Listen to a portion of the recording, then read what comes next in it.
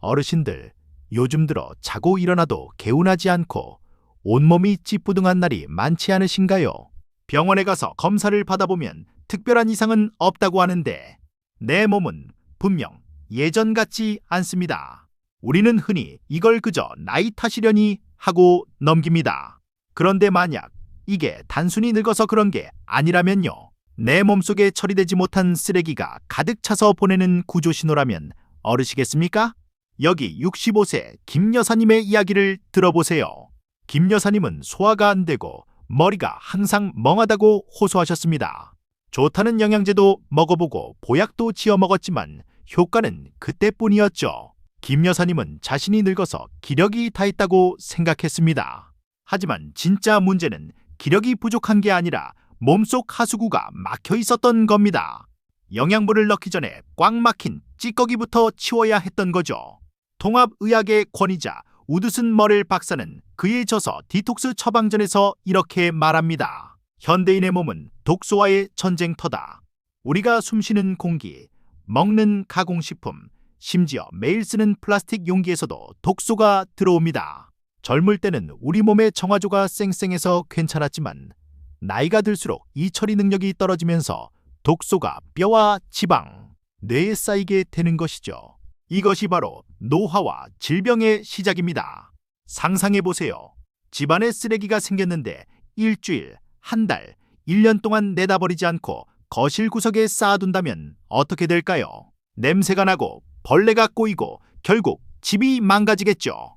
우리 몸도 똑같습니다. 관절염, 고혈압, 당뇨, 심지어 치매까지 이 모든 병의 뿌리에는 제때 배출되지 못한 독소가 있습니다. 그렇다면 어떻게 이 쓰레기를 치워야 할까요? 많은 분이 해독이라고 하면 무조건 굶거나 레몬물만 마시는 걸 생각하십니다.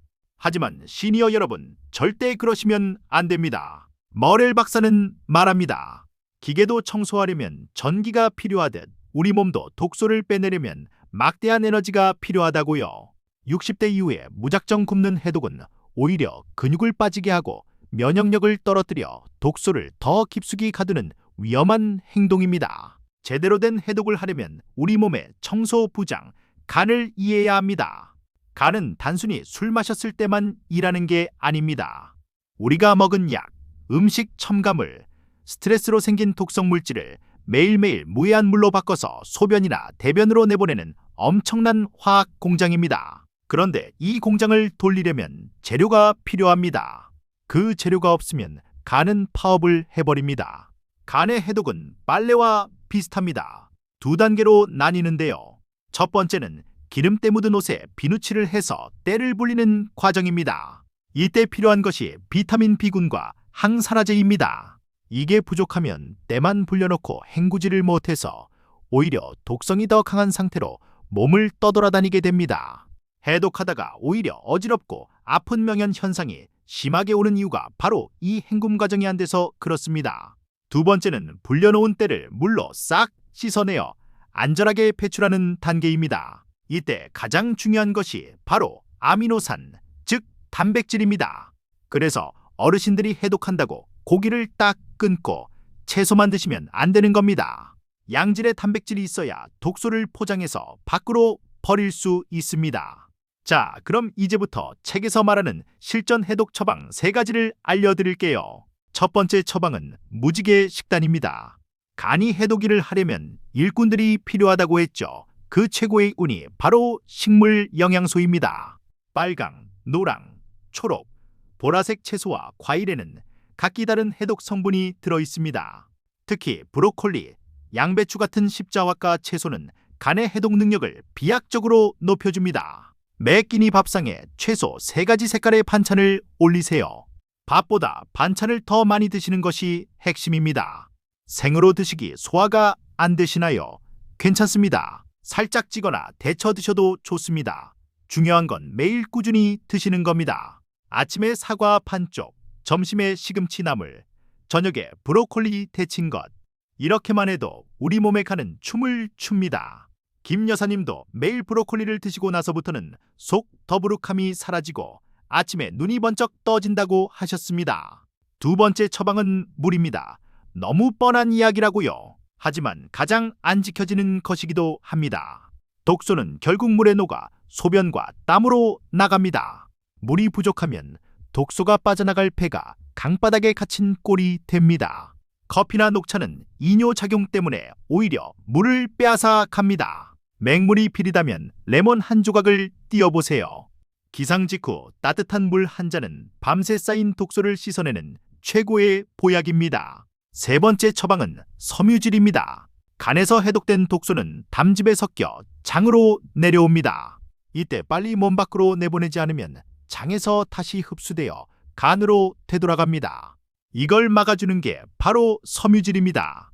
섬유질은 독소를 스펀지처럼 빨아들여 대변으로 배출시킵니다. 현미, 잡곡, 그리고 껍질째 먹는 과일, 이것들이야말로 장을 청소하는 빗자루입니다. 먹는 것만큼 중요한 게 덜 들어오게 하는 겁니다. 어르신들, 혹시 반찬 남은 거 플라스틱 통에 담아 전자레인지에 바로 돌리시나요? 뜨거운 열이 가해지면 플라스틱에서 환경 호르몬이 나와 음식에 스며듭니다. 이건 간이 해독하기 정말 힘든 악성 독소입니다. 조금 귀찮더라도 유리 용기나 도자기 그릇을 사용해 주세요. 이것만 바꿔도 몸의 짐을 덜어주는 겁니다. 마지막으로 잊지 말아야 할 독소가 있습니다. 바로 마음의 독, 스트레스입니다. 화가 나고 불안하면 우리 몸은 긴장 상태가 되어 소화와 배출 기능을 멈춰버립니다. 아무리 좋은 음식을 먹어도 마음이 지옥이면 몸은 독소를 뱉어내지 못합니다. 하루 10분 햇볕을 쬐며 걷거나 좋아하는 음악을 들으며 마음을 편안하게 해주세요. 그것이 최고의 해독제입니다. 처음부터 모든 걸 다 바꾸려 하지 마세요. 오늘부터 딱 한 가지만 실천해 보는 겁니다. 흰 쌀밥에 현미를 조금 섞어보고 커피 대신 물 한 잔을 더 마시고 플라스틱 통 하나를 유리로 바꾸는 것. 이 작은 변화들이 모여 내 몸을 살립니다. 김 여사님도 처음엔 물 마시기부터 시작하셨습니다. 지금은 누구보다 활기차게 노인정 노래교실을 다니십니다. 오늘 내용 정리해 보겠습니다. 늙어서 아픈 게 아니라 독소가 쌓여서 아픈 겁니다. 굶는 해독은 금물입니다. 첫째, 알록달록한 채소와 단백질로 간에게 일당을 주세요. 둘째, 물을 충분히 마셔 배출 통로를 열어주세요. 셋째, 섬유질로 장을 쓸어내세요. 이 세 가지만 기억하시면 여러분의 몸은 다시 깨끗해질 수 있습니다. 어르신의 몸은 생각보다 강합니다. 독소라는 짐만 덜어주면 언제든 스스로 치유할 준비가 되어 있습니다. 늦었다고 생각하지 마세요. 오늘 드시는 채소 한 접시가 내일의 활력을 만듭니다. 오늘 내용이 도움이 되셨다면 구독과 좋아요 누르시고 소중한 분들에게도 이 건강 비법을 공유해 주세요.